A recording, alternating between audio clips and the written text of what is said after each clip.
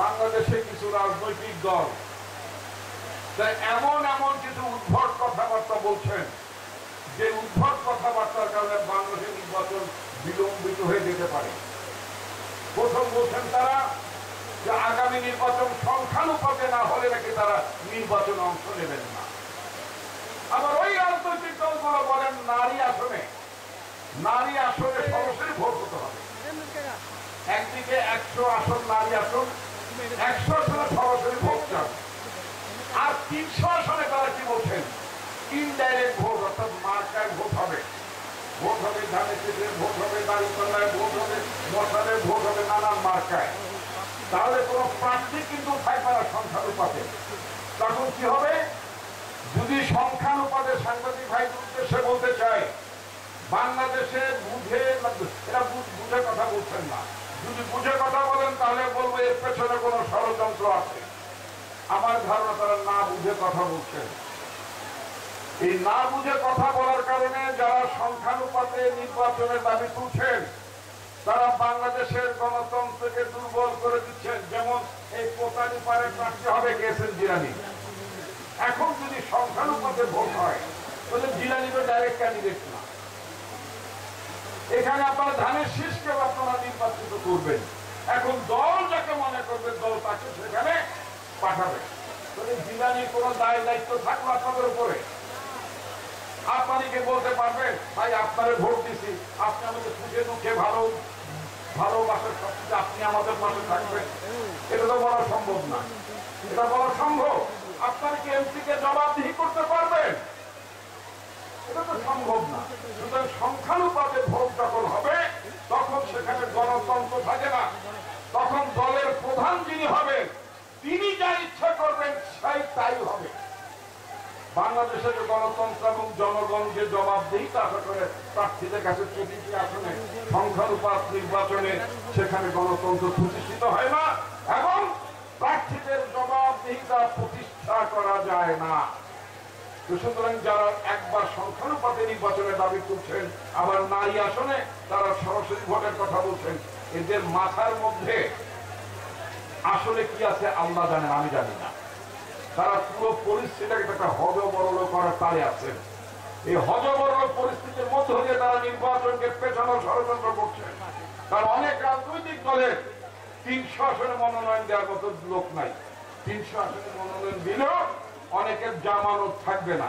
সেজন্য মনে করছেন যদি নির্বাচন যদি একটু বিলম্ব করা যায় তাহলে জনগণ, তাহলে কিছু প্রার্থী পাওয়া যাবে, নতুন নতুন কিছু তথাকথিত রাজনৈতিক দল হবে, এই রাজনৈতিক দলগুলো থেকে ইলেকশনে নামানো যাবে ইত্যাদি। অর্থাৎ এদের মধ্যে কোনো সুস্থ পরিকল্পনা নাই। আমরা সরকারকে বলতে চাই অনেক কিছু এজেন্ডা খোলার দরকার নাই। শুধুমাত্র বাংলাদেশের রাজনৈতিক দলগুলো সবাই যারা একমত হয়েছেন, অনেকগুলো বিষয়টা একমত হয়েছে ইতিমধ্যে সংস্কার কমিশনের আলোচনার মধ্যে অনেক বিষয় মতৈক্য হয়েছে। যে সমস্ত বিষয় মতৈক্য হয়েছে সেই বিষয়গুলো নিয়ে আপনারা অনতি বিলম্বে সেটাকে আইন প্রণয়ন করে আপনার নির্বাচনের দিকে যান। নির্বাচন যদি বিলম্বিত হয় তাহলে বাংলাদেশের গণতন্ত্র সংকটের মধ্যে পড়ে যাবে। নির্বাচন যদি বিলম্বিত হয় তাহলে বাংলাদেশ অস্থিতিশীলতা সৃষ্টি করার চেষ্টা করা হবে। বন্ধুগণ, আমি ইতিমধ্যে দেখতে পাচ্ছি আমাদের দেশের চারপাশে, বিশেষ করে আমাদের সীমান্ত এলাকায় আমাদের যে প্রতিবেশী রাষ্ট্রটি আছে ভারত, আমাদের বাংলাদেশকে দুর্বল করার জন্য নানাভাবে সরকারের প্রতি চাপ সৃষ্টি করছে। ইতিমধ্যে বাংলাদেশ যাতে এই সীমান্ত সংলগ্ন এলাকা দিয়ে বর্ডার দিয়ে যাতে মালামাল রপ্তানি করতে না পারে, আমদানি করতে না পারে, সেটার জন্য তারা বাধা সৃষ্টি করছে।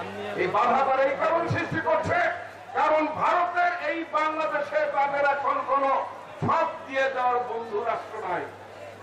সব দিয়ে দেওয়ার মতো কোন বন্ধু রাষ্ট্র ভারতের এখানে নাই।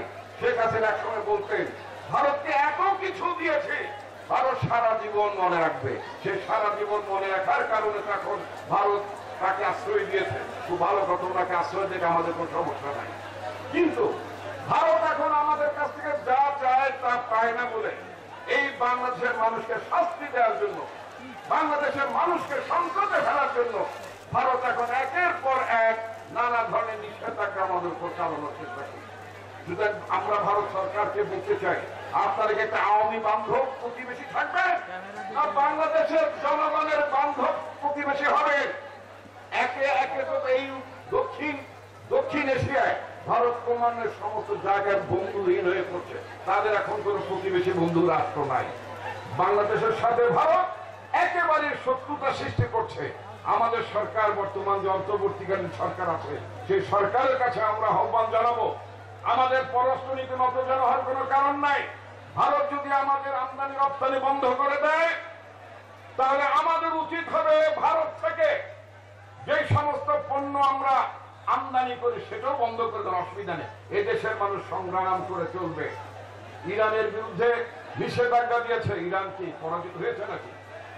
আজকে সীমান্ত যদি ভারত যদি বলে যে আমদানি রপ্তানি বন্ধ, আমাদের বাংলাদেশের মানুষ আমরা নিজেদের পায়ে দাঁড়িয়ে আমরা স্বাবলম্বী হওয়ার চেষ্টা করব, কিন্তু ভারতের অন্যায় আবদারের কাছে আমরা মাথা নত করব না।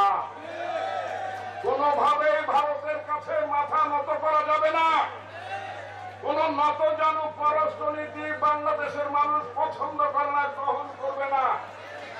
সুতরাং ভারত যে সমস্ত পদক্ষেপ বাংলাদেশের জনগণের বিরুদ্ধে নিচ্ছে, তার বিরুদ্ধে আমাদের সুস্পষ্ট অবস্থান থাকতে হবে। এই সরকারকে ভারতের বিরুদ্ধে পাল্টা ব্যবস্থা গ্রহণ করার জন্য আমি সরকারের প্রতি আহ্বান জানাচ্ছি। বন্ধুগণ, ইতিমধ্যে আপনারা অনেকেই অনেকক্ষণ ধরে আছেন, আমি